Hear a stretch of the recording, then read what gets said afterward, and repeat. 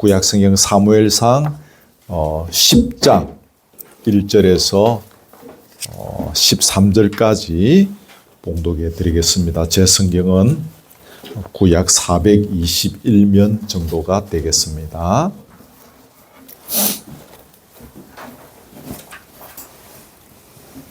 사무엘상 10장 1절부터 13절까지만 제가 봉독해 드리겠습니다. 이에 사무엘이 기름병을 가져다가 사울의 머리에 붓고 입맞추며 이르되 여호와께서 네게 기름을 부어사 그의 기업의 지도자로 삼지 아니하셨느냐?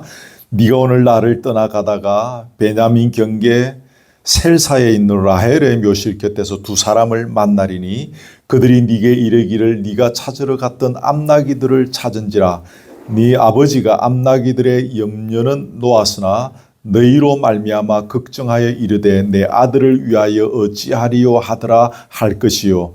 네가 거기서 더 나아가서 다볼 상수리 나무에 이르면 거기서 하나님을 배우려고 베델로 올라가는 세 사람을 만나리니 한 사람은 염소 새끼 셋을 이끌었고 한 사람은 떡 세 덩이를 가졌고 한 사람은 포도주 한 가죽 부대를 가진 자라.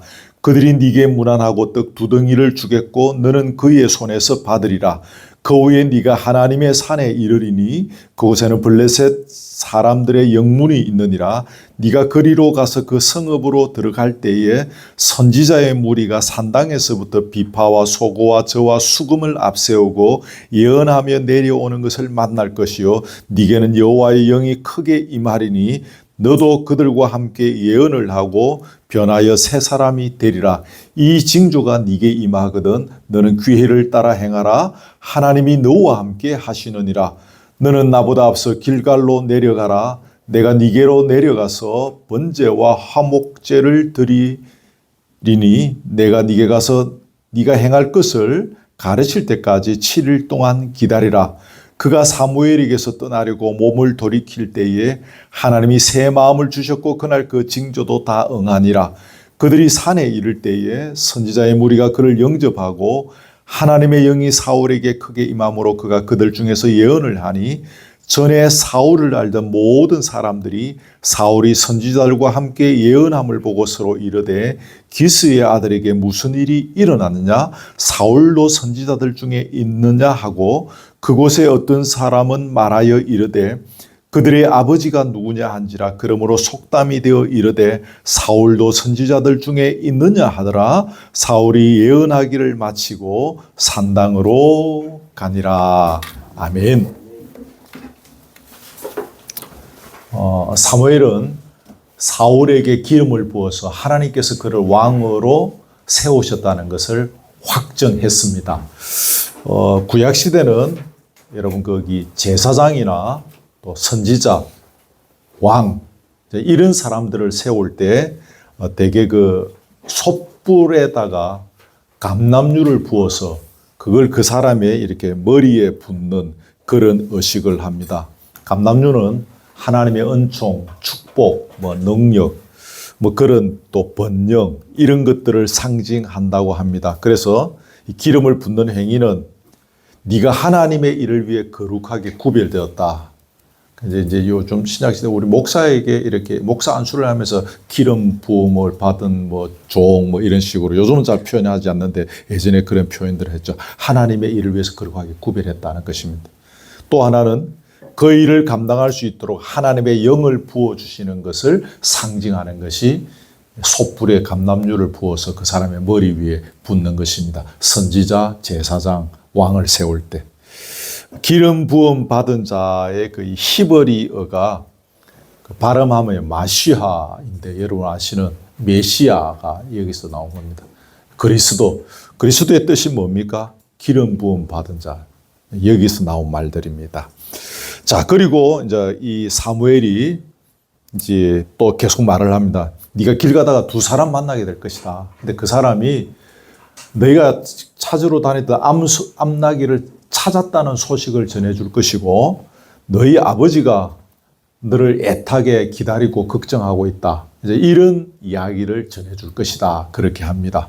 그리고 또 가다가 상수리 나무에 이르게 되어지면 그 하나님을 뵈려고 베델로 올라가는 세 사람을 만나게 될 것이다. 그런 이야기합니다. 이 사람들이 염소 새끼 3마리, 떡 3덩이, 또 뭡니까? 포도주 한 가죽 부대 이렇게 이제 들고 있을 것인데 그 사람들이 네게 무난하고 떡 2덩이 줄 것이다. 여러분 여기에 염소 새끼 또 떡 포도주는 그 소재로 드릴 때 필요한 제물입니다. 뭐 참고로 알고 계시고요. 그리고 이제 그 다음에가 뭔가 하면 하나님의 산에 이르게 되고 이제 거기에 들어가게 될 때에 선지자의 무리를 만나게 될 것이다. 라는 그때 선지자의 무리를 만나면서 여호와의 영이 크게 임하게 될 것이다. 라는 겁니다. 그 하나님의 산이라고 했는데 사울의 고향인 기브야에 하나님께 제사를 드리는 장소가 있는데 그래서 그곳을 하나님의 산이라 그렇게 한다고 합니다. 여러분 성경에 보면 성경 많이 읽으신 분들 아시겠지만 시내 산도 하나님의 산이라고 합니다. 여러분 잘 아시는 모리아 산도 하나님의 산이라고 합니다. 근데 여기서도 하나님의 산이라는 거예요. 지리적으로 각각 다른 세 곳에 있는 산을 어찌서 성경은 다 하나님의 산이라고 이렇게 명명하는가 하는 것이죠. 성경에 보면 비록 그 산이 그 시내산, 우리가 원래 아는 하나님의 산이라고 오리지널 그 하나님의 산이라고 하는 시내산 거기가 아니라 할지라도 하나님의 산에서 된 일과 같은 일이 일어난 곳이라면 그곳을 하나님의 산이라고 일컬었다는 것입니다. 기억하십시오. 이것만 반복할게요. 하나님의 산에서 된 일과 같은 일이 일어난 곳을 성경은 하나님의 산이라고 도로도로 이렇게 명한다라는 것입니다. 그러면 그러한 하나님의 산에서 일어난 일이 어떤 일인가? 3가지로 요약합니다. 동그라미 1번 첫째는 뭡니까? 하나님께서 나타나 주셨다는 것입니다. 그 모세가 양을 치다가 하나님의 산 호렙에 이르렀을 때 여호와의 사자가 떨기나무 불꽃 가운데서 그에게 어떻게 하셨습니까? 나타나 주셨다. 그렇게 되어 있어요. 거기 출애굽기 찾아보시면 모세야 모세야 이리로 가까이 오지 말라. 뭐 네가 선 곳은 거룩한 땅이니 네 발에서 신을 벗어라. 그러면서 하나님께서 나타나 주셨습니다. 창세기 22장에 아브라함이 이삭을 번제물로 바치려고 간 곳이 어디입니까? 모리아 산이죠. 거기 등장한 산이 모리아 산인데 그 산을 여호와의 산이라고 합니다. 근데 그 여호와의 산이라고 한 이유가 뭡니까? 여호와께서 나타나 주셨기 때문입니다. 그 창세기 22장에 찾아보니까 14절에 여호와의 산에서 준비되리라 하더라. 그 사건의 맨 마지막에 보면 여호와의 산이다. 그렇게 이야기합니다.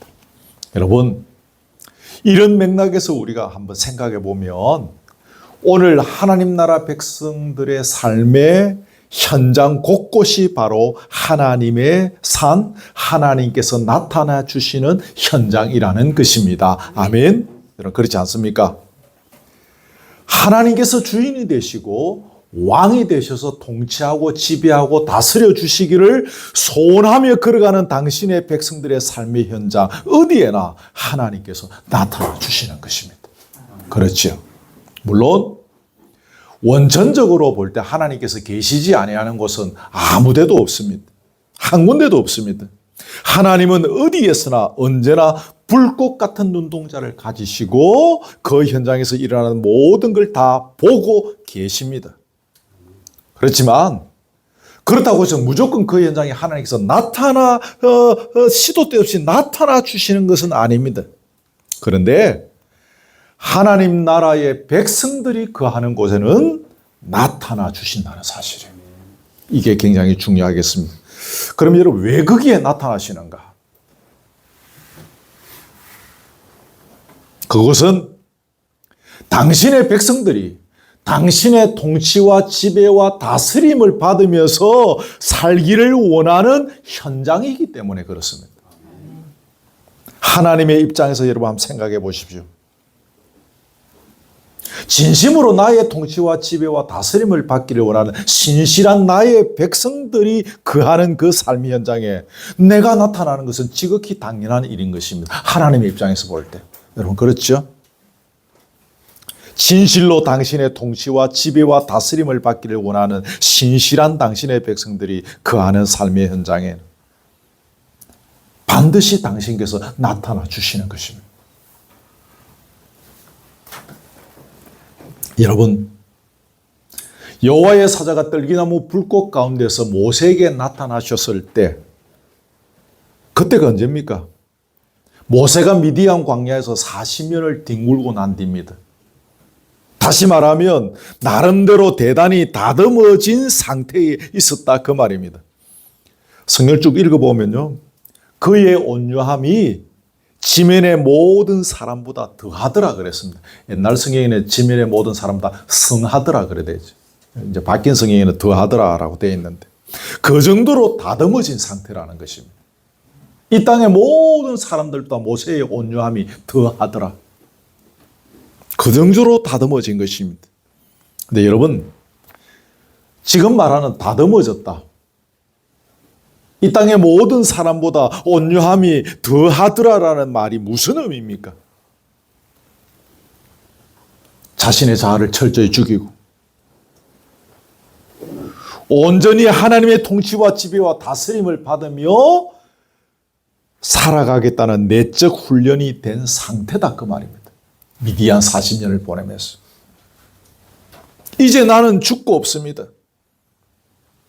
내 인생의 주인은 주님이십니다. 주님의 통치와 지배와 다스림을 받기를 원합니다. 주여 나를 인도하소서. 모세의 상태가 그때 그랬던 것입니다. 그 삶의 현장에 하나님께서 나타나 주시지 않겠습니까? 모리아 산을 한번 봅시다. 하나님께서 아브라함에게 나타나실 때가 언제입니까? 그렇게도 원하던 아들을 100살에 얻었습니다. 여러분, 거민족이나 우리나 아들을 얻어서 대를 이어가는 것이 얼마나 중요합니까? 아들이 없는 거예요. 약속도 하셨는데 하나님 안 주시다가 100살에 겨우 얻었는데 그 아이가 무럭무럭 자라서 청소년이 되고 이제 그 청년이 돼갈 무렵입니다. 그 아이 잡아서 제물로 바치라는데 아브라함이 조금의 주저함도 없이 성경에 보면서 이튿날 아침에 일찍이 일어나서 종 하나 데리고 짐을 싣고 산을 향하여 떠났던 것입니다. 그 정도로 아브라함이 하나님 앞에서 다듬어진 상태라는 것입니다. 아무리 100살에 얻은 독자라 할지라도 이 아들을 통해서 내 대를 이어가야 되는 그런 중요한 문제라 할지라도 하나님께서 달라고 하시면 내가 드리겠습니다. 이 아들을 통하여 내 자손들을 하늘의 별처럼 많게 해주시겠다고 하나님께서 약속하셨지만 그런데 이 아들을 바침으로 우리가 볼 때는 그 약속이 어떻게 될지 모를 것 같지만 하나님께서는 반드시 하나님의 방법과 하나님의 능력과 하나님의 때에 그 약속을 지키실 줄 믿습니다.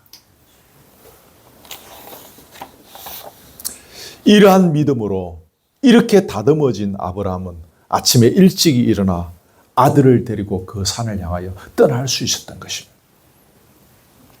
오늘 이 시대도 똑같습니다. 인간의 힘으로 해결할 수 없는 죄의 문제를 해결하시기 위해서 하나님의 독생자 예수 그리스도께서 이 땅에 오셔서 십자가에 피를 흘리셨음을 믿고 그래서 자신의 죄를 겸손히 고백하고 이제 주님의 통치와 지배와 다스림을 받기를 원하고 주님의 성품을 닮아가기를 원하고 주님이 준비하고 계시는 영원한 소망의 날을 흠모하며 걸어가는 당신의 백성들의 삶 현장 어느 곳이든지 주님은 나타나 주시는 것입니다. 아멘. 이 대목이 좀 길었는데 유튜브 다시 설교 들으면서 이 대목을 여러분 꼭 한번 다시 들으시길 바랍니다. 물론 신앙적인 면에서 우리의 고가 점수가 반드시 100점이 되어야만 나타나시는 주님은 아닙니다.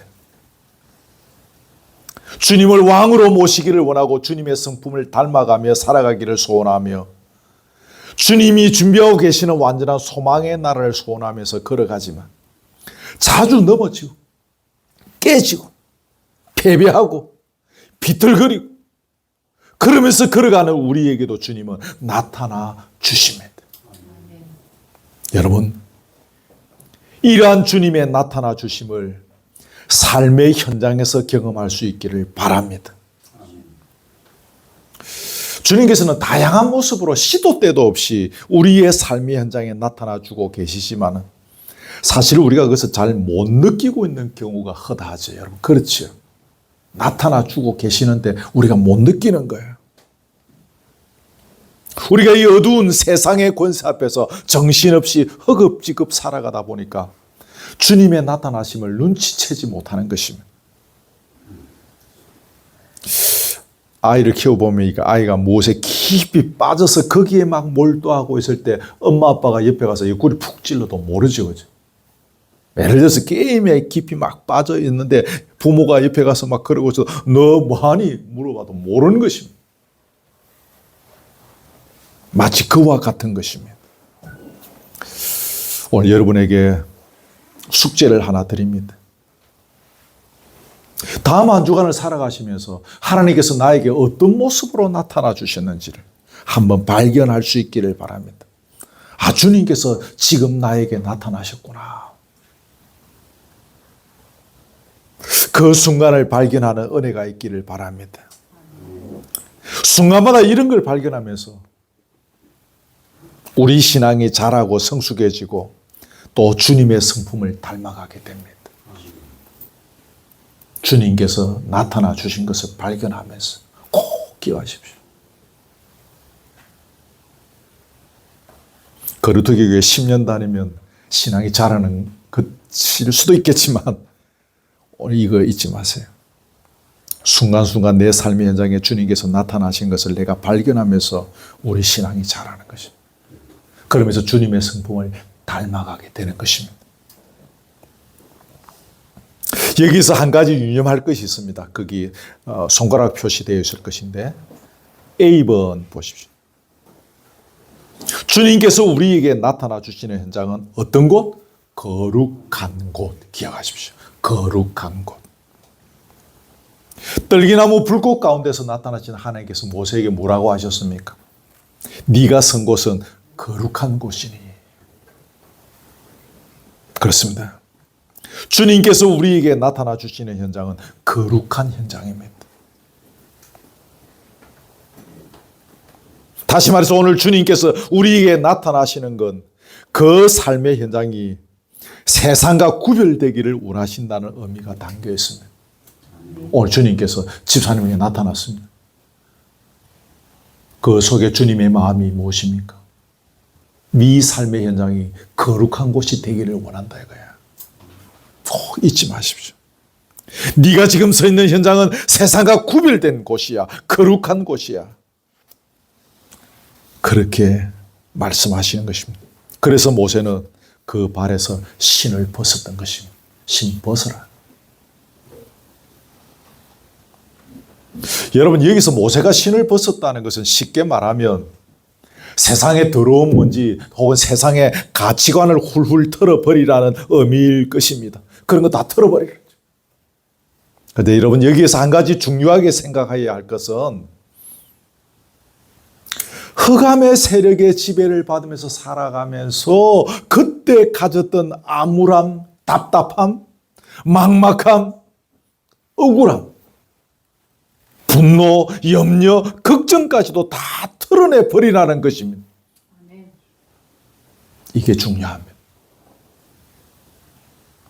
예수님께서 우리 죄를 위하여 십자가에 달리신 것은 우리의 죄값을 갚아주시기 위해서입니다. 그렇죠. 그 무덤에 들어가셨다가 3일 만에 부활하신 것은 흑암의 권세, 어둠의 권세를 물리치고 이기셨다는 것입니다. 그리고 그분의 부활이 우리의 부활의 보증이 되었죠.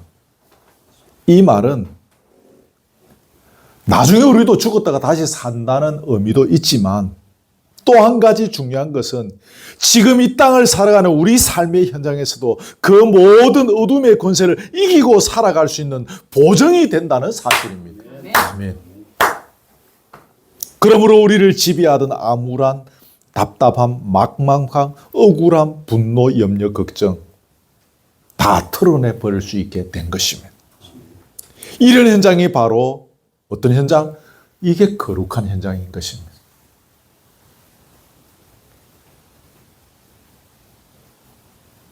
주님의 나타나 주심을 삶의 현장에서 경험하면서 여러분의 삶의 현장이 이런 현장이 되기를 바랍니다. 거룩한 현장. 두 번째 그 B라고 되어 있는 것 보겠습니다. 그곳에서 하나님은 우리와 함께 계신다는 사실입니다. 모리아 산의 현장에서 나타나신 하나님께서는 아브라함과 함께 계셨습니다. 그러면 다시 질문합니다. 어떻게 함께 계셨습니까?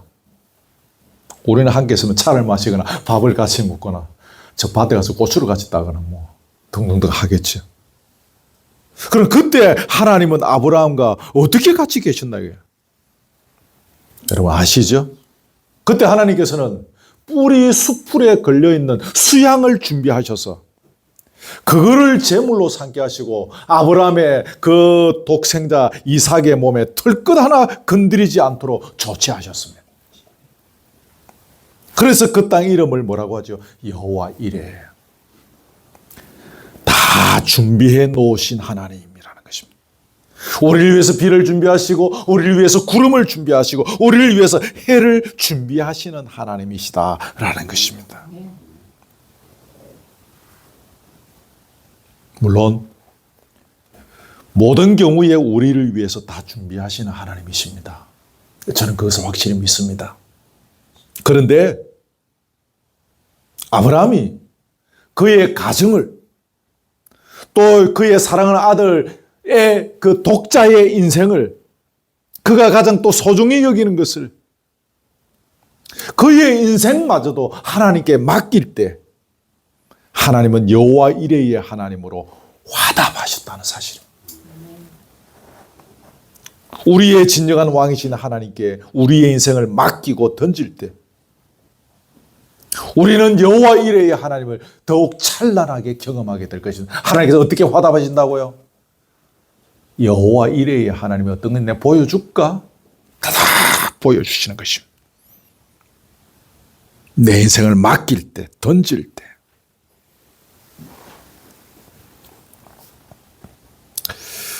함께 계신다고 했는데 또 하나 케이스를 봅니다. 이건 아까 누굽니까? 모세죠, 그죠? 떨기나무 불꽃 가운데서 나타나신 모세에게 나타나신 하나님 어떤 분입니까? 출애굽기 본문 읽어보면 이스라엘의 부르짖음을 듣고 그 근심을 알고 내려가서 그들을 건져주시는 하나님이라고 소개되어 있습니다. 그 출애굽기 3장인가? 하여튼 거기 보시면 그렇게 소개하고 있습니다. 그렇습니다. 우리와 함께 하시는 하나님은 우리의 부르짖음을 듣고 그 근심을 알고 직접 내려오셔서 건져주시는 하나님이시라는 것이죠. 이게 뭡니까? 우리와 함께 하시는 하나님이라는 것이죠. 그러기에 우리는 우리를 위해 십자가에 달리시고 또 부활하신 예수 그리스도 안에서 답답해할 필요도 없고 억울함이나 막막함이나 분노와 염려, 걱정에 휩싸일 필요가 없는 것입니다. 그 모든 것을 성부 하나님께서 독생자 예수 그리스도를 보내주셔서 다 해결해 주셨기 때문입니다. 아멘. 자, 하나님의 산에서 일어나는 일들 두 번째 동그라미 2번으로 되어 있을 것입니다. 뭡니까? 하나님께서 말씀해 주셨습니다. 그 출애굽기 3장 4절에 보면 하나님의 산인 그 시내 산에서 여호와의 음성이 들렸다. 뭐 여러분 다 아시는 거니까 필요하면 나중에 한번 더 찾아보시고요. 그 출애굽기 33장에 보니까 사람이 그 친구와 이야기함 같이 여호와께서 모세와 대면하여 말씀하셨다 그랬어요. 친구하고 이야기하는 것처럼 말씀하셨다. 열왕기상에 보면 선지자 엘리야가 하나님의 산 호렙에 이르렀을 때 여호와의 말씀이 그에게 임하셨다 그랬습니다. 핵심은 뭐죠? 말씀. 그렇습니다. 지리적인 장소야 어디든 여호와의 음성을 들을 수 있는 곳, 거기가 어디입니까? 하나님의 산에 여호와의 음성을 들을 수 있는 곳, 하나님의 산. 그런 의미에서 우리의 삶의 현장이 늘 하나님의 산이 되어야 할 것입니다. 물론 하나님께서는 당신의 백성들의 삶의 현장에 다 나타나셔서 말씀하시는 분이십니다. 그런데 중요한 것은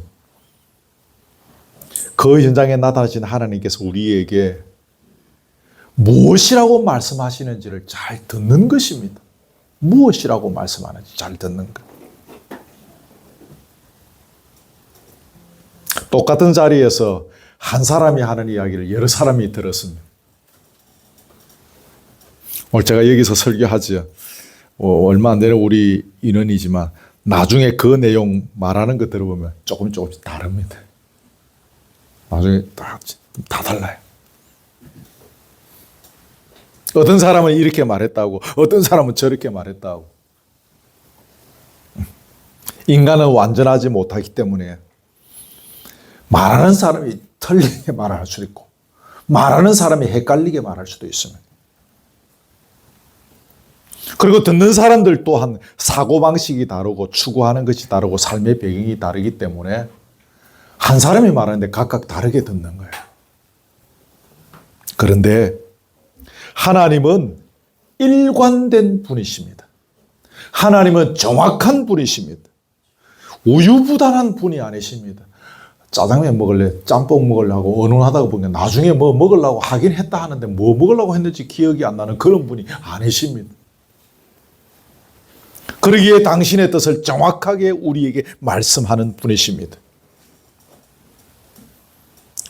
그러므로 우리가 하나님의 그 정확한 뜻을 말씀해 주는 그 하나님의 음성을 정확하게 받아들으려면요, 여러분 기억하십시오. 우리 또한 하나님의 성품을 닮아가야 합니다. 다시 말하면 예수 그리스도를 바로 알고 바로 믿고 그분의 가르침을 제대로 배워가다 보면 우리도 어느새 하나님의 성품을 닮아갑니다. 하나님의 성품을 우리가 이렇게 닮아갑니다. 그래서 우리 삶의 현장에서 주시는 하나님의 음성을 정확하게 제대로 들을 수 있게 됩니다. 산에 가서 주여 삼창 몇 번 했다고 여름 수련회 때 며칠 동안 고래고래 주여 삼창 부르고 찬양했다고 우리가 하나님의 음성을 쉽게 들을 수 있는 것이 아니더라고요. 그리스도의 가르침을 따라 살아가려는 처절한 몸부림 가운데 우리가 조금씩 하나님의 성품을 닮아가는 것입니다. 그러면서 하나님의 음성을 제대로 듣게 되어지는 자리에까지 가는 것입니다.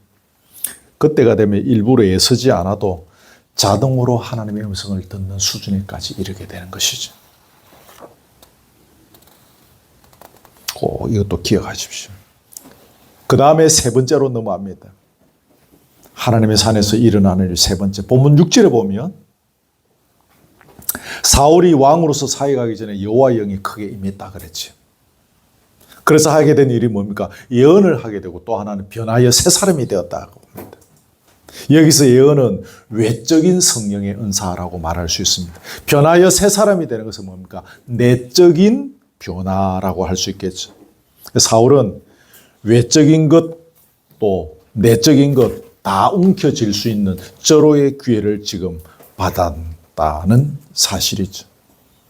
여러분, 우리가 성령의 기름 부으심을 받아서 외적인 은사와 능력도 받고 또 내적인 심령의 변화도 경험할 수 있다면 참 좋을 것입니다.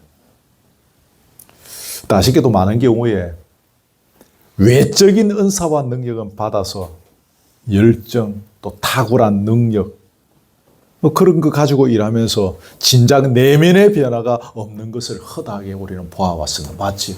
내면의 변화는 없는 거예요. 그래 되면 여러분 결국에는 무슨 일이 일어납니까? 열매를 맺지 못합니다. 탁월한 업적을 남긴 것 같지만 결국 자세히 돌아보면 그 일의 열매가 없습니다. 다른 말로 하면 하나님의 영광을 드러내지 못합니다. 다시 말하면 예수를 드러내지 못한 거예요, 결국은. 심지어 죄송하지만 사울처럼 나중에 하나님의 버림을 받을 수도 있습니다. 사울은 버림을 받았지 않습니까? 그러므로 우리는 하나님의 일을 하나님께 주신 능력으로 감당할 수 있도록 성령의 은사를 사모해야 합니다. 아멘. 하나님은 당신께서 부르신 모든 자에게 적절한 사명을 주셨는데 그 사명을 감당하기 위해서 우리에게 필요한 것이 성령의 은사죠. 그래서 우리는 성령의 은사를 사모해야 합니다. 그런데 무엇보다 또 놓치지 말아야 할 것은 영혼의 진정한 변화로 나타나는 이 성령의 열매를 더욱 사모해야 한다는 것입니다. 아멘. 눈에 드러나는 탁월한 업적을 남기지 못한다 할지라도 아름다운 성령의 열매로 이 세상에 거룩한 영향력을 끼쳐야 한다는 것입니다.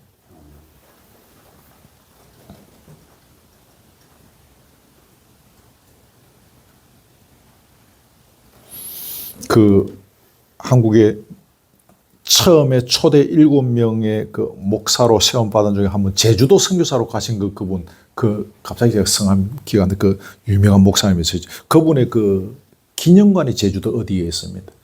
예전에 제가 청년들하고 가본 적이 있는데 그분의 사모님이 그분의 딸에게 종이가 없어가지고, 여러분 실꾸리 아시죠? 요즘 실꾸리 잘 모르시죠?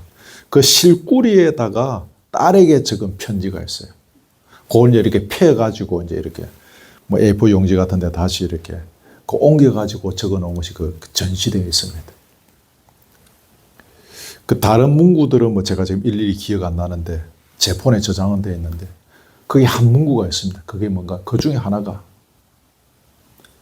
딸아, 니를 해하고 니를 힘들게 하고 너에게 고통을 주는 자를 예수 그리스도 안에서 용서해라. 주님의 사랑으로 그를 품어라. 이런 구절들이 그 실꾸리, 그 힘들게 그 옛날에 종이도 잘 없고 이 연필도 잘 없을 그 시절에 그런 그 글귀를 적어서 딸에게 편지를 보냈더라고요. 이 사모님.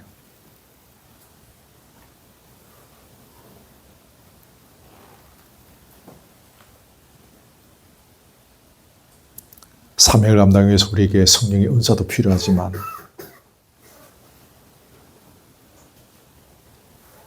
외적인 탁월한 업적이 혹시 필요할 수도 있겠지만 이런 아름다운 성령의 열매가 세상에 거룩한 영향을 끼칠 수 있는 것입니다.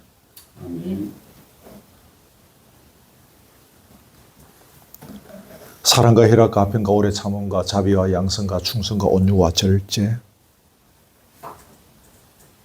우리가 이런 성령의 열매를 맺음으로 세상에 거룩한 영향력을 끼칠 수 있습니다. 따라서 우리가 하나님의 일을 도모하기 전에 먼저 우리 자신이 균형 잡힌 성령의 충만함, 막 외적인 성령의 은사, 능력 뭐 이런 것보다 우리 성령의 열매를 맺을 수 있는 이런 내적인 변화, 이런 균형 잡힌 성령의 충만함을 입어야 하고 이것을 소원해야 하는 것입니다. 자, 여러분, 그 손가락 표현인데 조금 내려갑니다. 우리 속에 성령이 역사하실 때 어떤 일이 일어날까요? 구약은 굳은 마음이 제하여지고 부드러운 마음을 얻게 된다는 것이죠. 거기 에스겔 11장 19절 같이 읽읍시다. 시작. 한 마음을 주고 그 속에 새 영을 주며 그 돌에서 그 몸에서 돌 같은 마음을 제하고 살처럼 부드러운 마음을 주어, 그렇죠.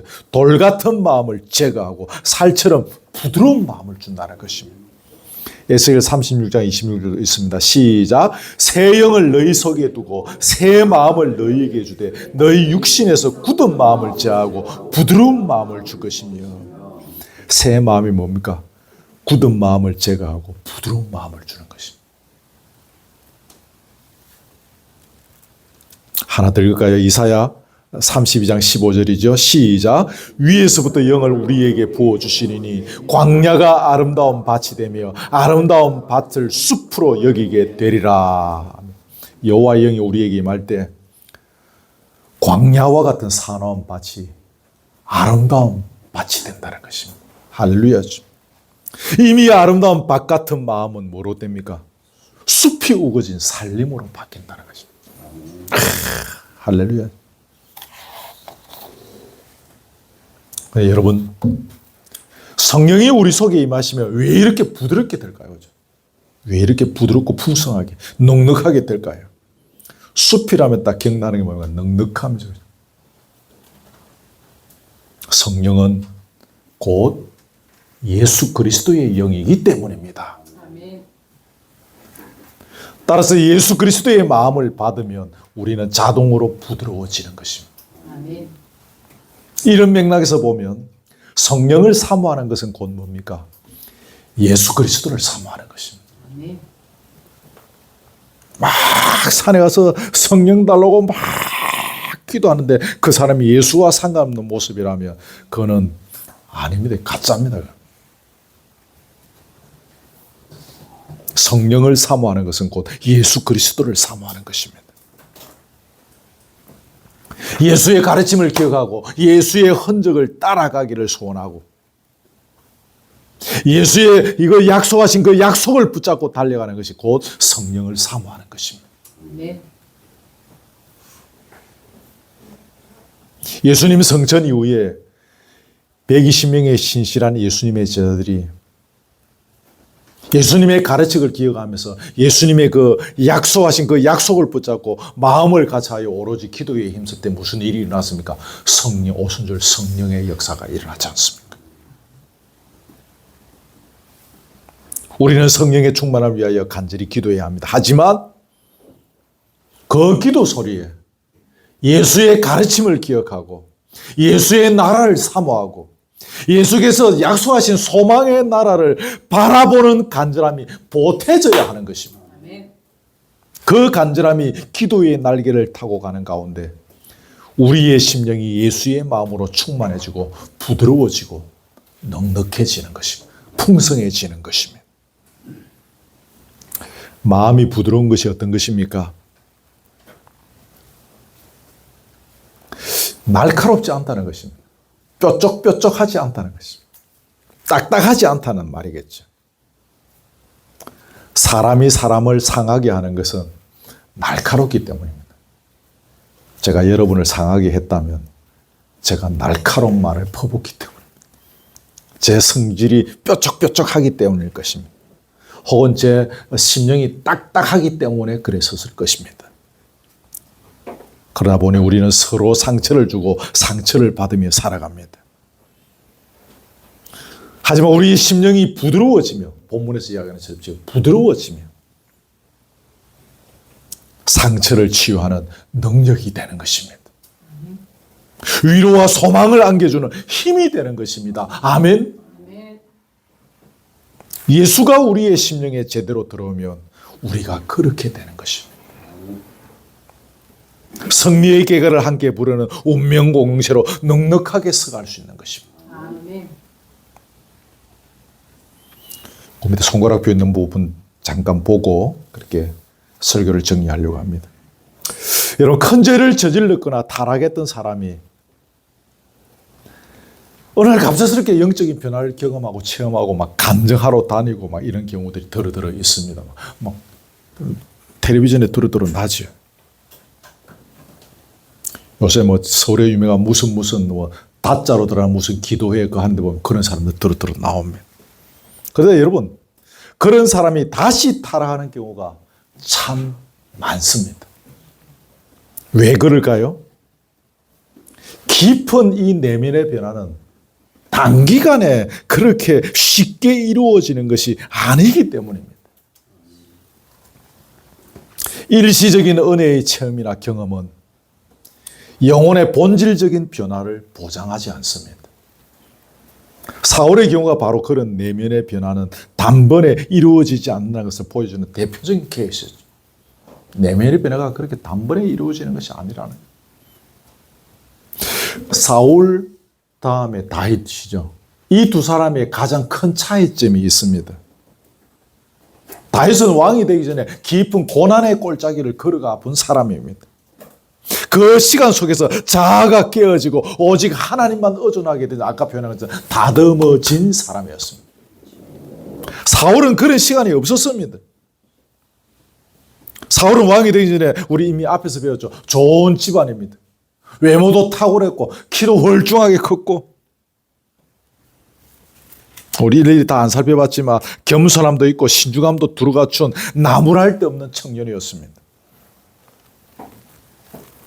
게다가 하나님의 영이 임하여 그의 마음을 바꾸셨고, 아까 제가 설교 시작하면서 막 짧게 소개했지만 하나님께 선택받았던 확실한 징조까지 그런 그 사무엘의 예언들을 통해서 쭉쭉쭉 이렇게 다 그 과정들을 거쳤습니다. 그러나 그의 자아는 여전히 자기 중심적입니다. 이후에 상황이 바뀌게 되면서 질투와 분노와 미움과 경쟁심으로 충만하게 그것이 다시 들끓고 올라오는 것입니다. 다윗을 만나면서.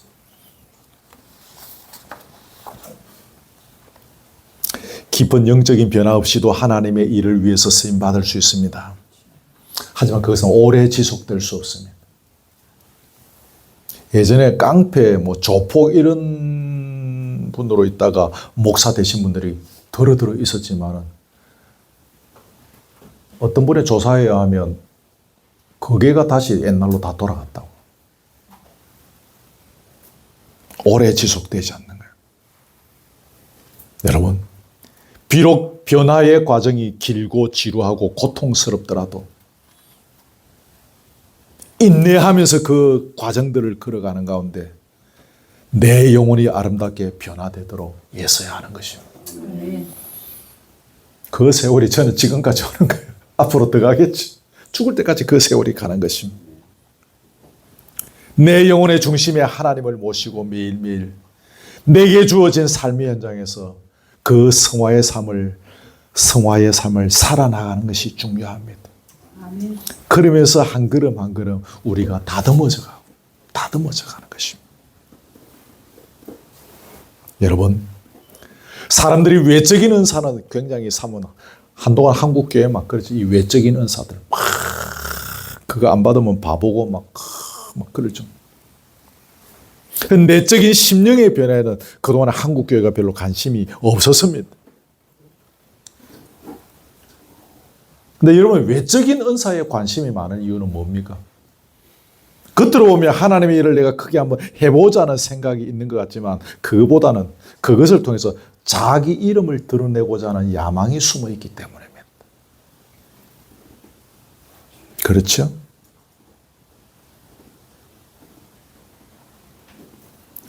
장소야 어디이든 여호와의 영이 임하여 변하여 새 사람이 되는 일이 일어나는 곳이 바로 하나님의 산입니다.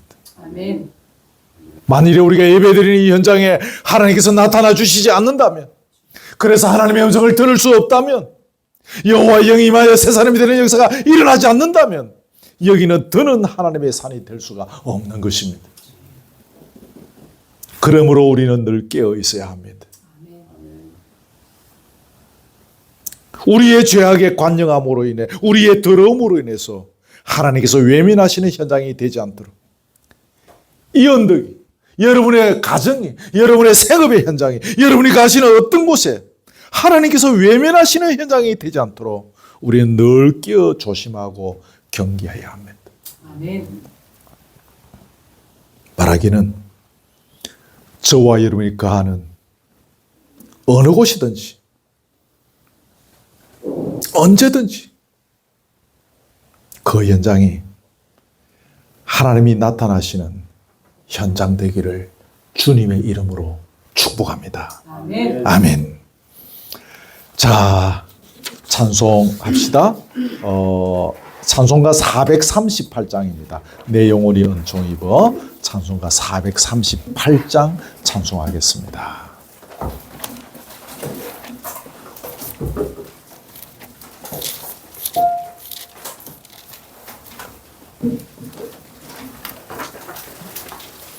438장입니다.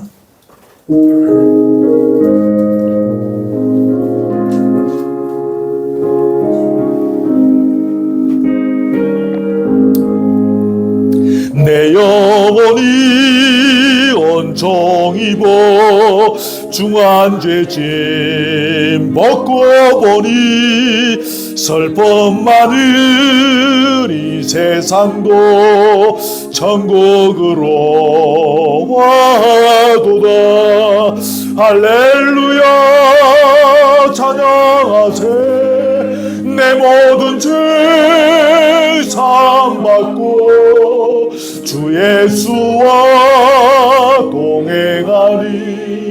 그 어디나 하늘나라 주의 얼굴 뵙기 전에 멀리 뵈던 하늘나라 내 맘속에 이루어지니 날로 가깝도다. 할렐루야 찬양하세. 내 모든 죄 사함받고 주 예수와 동행하리.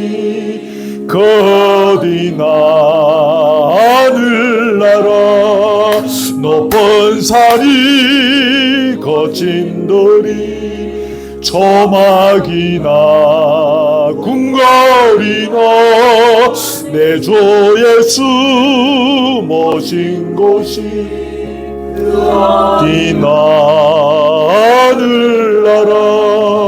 할렐루야 찬양하세. 내 모든 죄 사함받고 주 예수와 동행하리. 그 어디나 하늘나라. 간주 한번 해주시고, 간주하고 나서 우리 이문석 집사님하고 조혜정 권사님 1절 다시 하시겠습니다.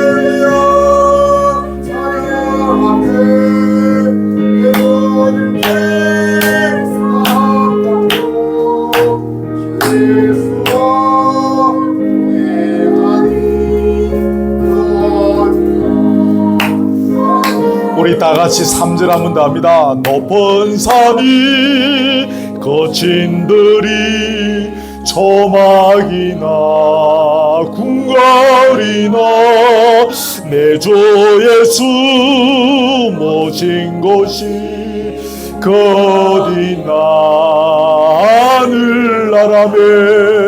할렐루야 찬양하세. 내 모든 죄 사함받고 주 예수와 동행하리. 그 어디나 하늘나라. 주신 말씀 가지고 우리 잠깐만 통성으로 기도하겠습니다. 메모한 거 보시고 기도하시기 바랍니다.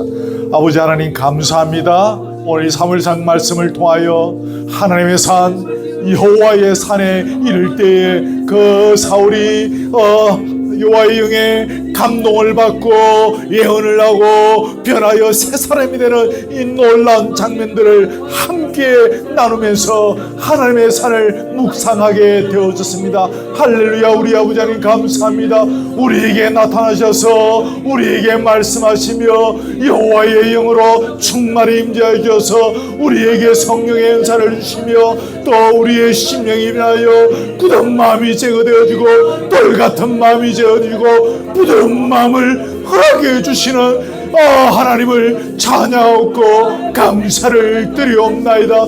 우리의 삶의 현장 곳곳이 하나님 나타나시는 현장이 되기를 원합니다. 하나님이 말씀하시는 현장이 되기를 원합니다. 하나님의 영이 임하시는 현장이 되기를 원합니다. 주여 도우소서.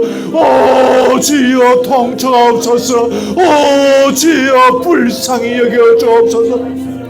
우리가 가는 현장이, 우리의 생애 현장이, 우리의 가정이, 우리가 모이는 이 공동체 현장이 혹이라도 주님이 외면하시는 현장이 되지 않도록 주여 도와주옵소서. 주님을 왕으로 모시고 주님을 주인으로 모시고 주님의 지배와 통치와 다스림을 받기를 원하시며, 우리 예수님의 가르침을 기억하고 예수님의 말씀하신 그 나라를 소원하면서 예수님 그 약속의 나라를 붙잡고 든든히 걸어가는 저희들 되어지기를 주여 간절히 원하옵나이다. 오늘의 말씀이 각자의 심령에 적용이 되게 하시고, 각자에게 적합한 말씀이 되게 하시고, 각자의 심령을 울리는 말씀이 되게 하시고, 이분아 건조한도 각자의 심령 속에서 주님의 나타나심을 경험하며 주님의 음성을 듣게 하시며, 주여 굳은 마음이 제가해지고 부드러운 마음으로 변화해지며, 아버지 죽어가는 영혼을 살리며 심령을 치료하며 회복시키는 능력의 사람으로 쓰가는 주여 우리의 걸음이 되어줄 수 있도록, 성령의 열매를 맺어가는 걸음이 될 수 있도록 주여 인도하여 주시옵소서. 하나님 아버지, 사울이 사무엘을 통하여 기름 부음을 받으면서 하나님의 산에 이르러 여호와 영의 충만함을 입고 예언을 하고 새 사람이 되어지는 현장을 함께 나누었습니다. 주여, 바라기는 우리의 삶의 현장이 하나님이 나타나시는 현장이 되어지기를 원합니다. 주여, 결코 어리라도 하나님께서 외면하시는 현장이 되어지지 않기를 원합니다.